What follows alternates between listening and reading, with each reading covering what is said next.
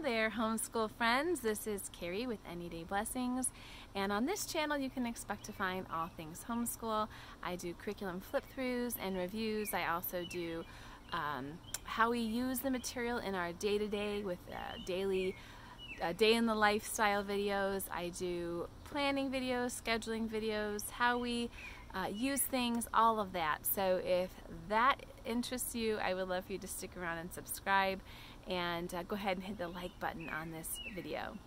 And this video is more of a mama chat. I'm not going to be showing you any curriculum today, but I am going to be talking to you about homeschool rooms, homeschool dedicated spaces, and why we used to have one and we no longer have one.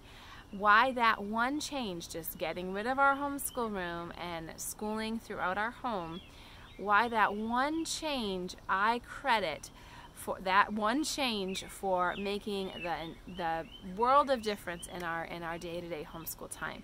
Why is that? Why did that one change make such a huge impact? Now, before I get into that, I have three pitfalls, three things that I discovered that were stumbling blocks or negatives or cons or whatever you want to call it to having a homeschool room. I'm going to share those with you, and just know that those are things that relate to our family. Those were pitfalls to us. I know that some people probably need their homeschool room, and if you have the space for it and it meets a need in your home, please, by all means, enjoy that space and have fun there. I just know for us that the changes that we made after leaving the homeschool room idea, those changes made such a positive impact. I'm not going back to a homeschool room anytime soon, because I kind of sat back and reflected and came up with these three things that I think were going on in the background, and I didn't even know it. So perhaps if you're like me, if you can relate to my style of homeschool, if you can relate to our family in any way, maybe some of these points will ring true in your home as well, and maybe you can make some changes like we did. So here we go. The first thing I noticed that was a major pitfall to us having a homeschool room was that it took me away from home central. It took me away from everywhere in my home that I needed to be to get daily things done, be it the kitchen or being able to do tidying up, or just basic house cleaning, cleaning a bathroom, cleaning anything, really, getting food, making a meal plan, chopping and preparing food, you know, all that kind of stuff. Having a dedicated homeschool space with very little children, and I'm talking first grade and under at the time, it kept me in that homeschool room, dedicated right there, away from being able to do anything home related. And so then that kind of added to my plate when school was over, because I wasn't able to do anything at the same time. I wasn't able to double task. I wasn't able to keep track of things. I wasn't able to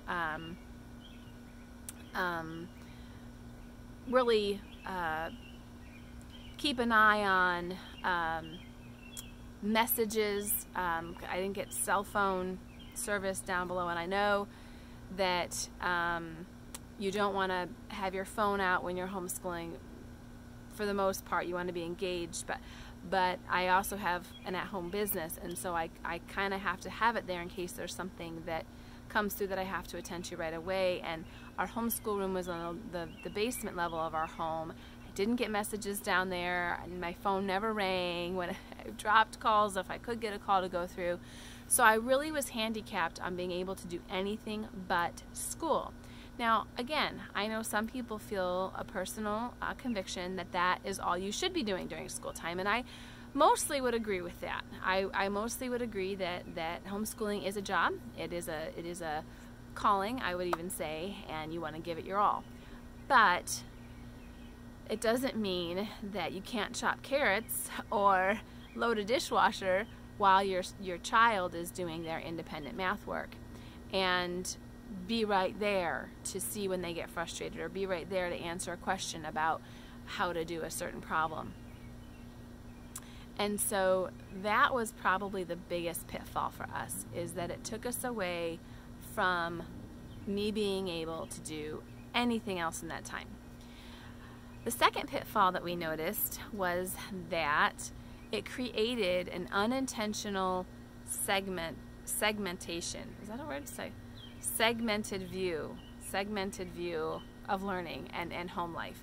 Basically, it made my kids feel like, or my son in particular, that learning is done in this room at this time, and then we're just done with learning after we leave this room. It made school feel very much like going to school. It made me feel like I had to treat that time as school. It made me almost feel like I had to recreate what was happening in the brick and mortar place in our home. And again, a lot of this might have to do with the homeschool mom. It might have to do with the fact that I had a lot to learn, that I was new when we had a homeschool room, and a lot of these things may not be the room's fault, but when we abandoned the room and said we're not doing that anymore, many of these things just lifted and improved greatly. When we came up to school through the first level of our house, in the living room, the family room, and the kitchen, just kind of scattered throughout the day, my son really started blossoming in his relationship with learning and his desire to seek out information on his own, and his desire to read apart from school time, and his desire to do an experiment or let's look and see and find out sort of things outside of our formal school lessons. I noticed it almost immediately happening that way. And I think the reason is because I was, like I said, I was almost creating like you go to school and then you come home and now this is home. And now, because we're not in that dedicated space, we're just using our home, we're inviting that learning environment into our normal everyday home life. It's a lot more intertwined, it's a lot more natural and conversational. I'll do something like, hey kids, who wants to come and learn about how Thomas Edison discovered, electricity? Even though he didn't discover electricity, I know that, but but you know what I mean, how he discovered, or how he created the light bulb, that sort of thing. So who wants to come and learn with me how atoms work, and how they move around, and how they form together everything that we have? Who wants to come and learn that with me? Or who wants to come and read with mommy on the couch? We're going to read Boxcar Children. Who wants to come and read with me? It was more like an invitation to learn. It was more like just an extension of our relationship with each other, and that was totally lost when we were in the homeschool room and they were at desks, and it was just it just was lost. And again, I don't put all that on the fact that we had a room. It's just a consequence that played out in our home, working with the people that we have in our home. Okay, that's the second pitfall that having a homeschool room created for us. May not for you, but it did for us. And the third thing, and really no ranking of importance, I suppose. Maybe this is more important to some people than others. But the third thing I noticed that was a pitfall to having a homeschool dedicated space, dedicated room in our home was it made me want to spend a lot of unnecessary money. And I was very tempted, and I gave into that temptation many times to decorate the walls in that room, to make it an inviting and welcoming space, to buy decor and lots of stuff to go in there, to fill the shelves, to buy furniture for the room, and create all of these different spaces in the room that took money. It took stuff to create those spaces. So I found that I was spending a lot more, and you know how frugal I am if you watch this channel.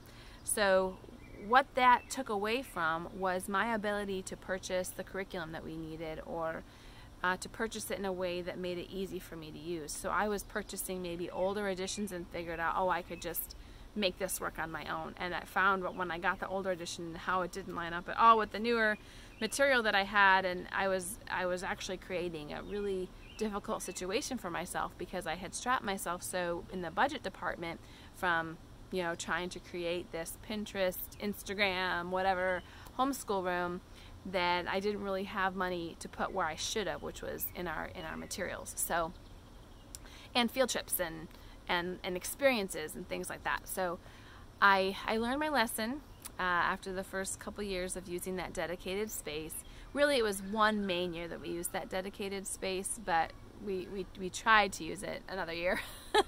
And I learned my lesson that, you know, if I have that room, I'm going to be tempted to spend money on it and furnish it. And it's not where I want to spend our money in our homeschool. I'd rather go on trips and do experiences and do activities with my kids and let them try all these different sports and art classes that they want to try, and of course the curriculum. So I found that to be a pitfall. I found that to be a financial pitfall for us.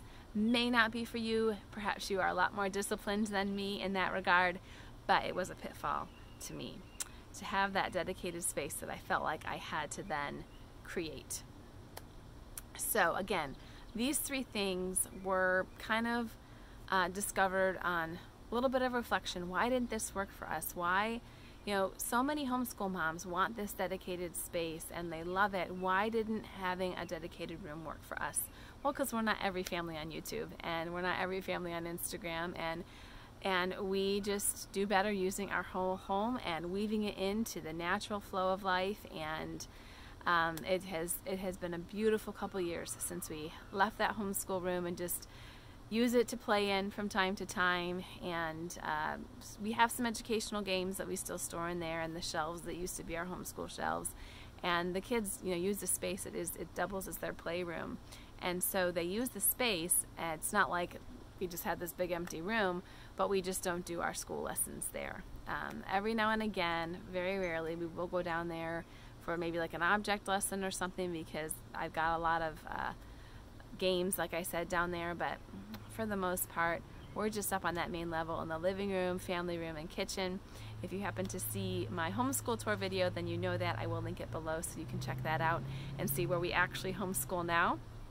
But I hope that if you don't have a homeschool room, that this will encourage you, that it doesn't actually work for everyone. So maybe the fact that you can't have one, maybe the Lord knows that some of these things, or maybe other things, wouldn't quite work out, and so He's saving you that trouble. And if you do have a homeschool space, if you do have a dedicated homeschool room, please know that I'm in no way saying you shouldn't have one. I hope you enjoy your time there. I hope it is lovely, and I hope that you do share lots of fun memories in that space. I just wanted to make this video for those mainly who are starting out new, to kind of learn from my mistakes, learn that it's not always what other people have, and what they share with you it would not always be a blessing in your home, would not always be a good thing, and all good things come from above. And if that's what you need in your home, then He'll provide a way for you to have that space. But for us, it just wasn't a good thing. So we took it away, and now we are having a great time using our whole home to homeschool. So as always, I welcome your feedback down below in the comments. I love hearing from you guys. You are such an encouragement and a blessing to me. Please go ahead and leave those comments down below about maybe some things that you had to adjust, or maybe just abandon altogether when it comes to where you homeschool. And I look forward to reading all about that and catching you in the next video. Take care, everyone.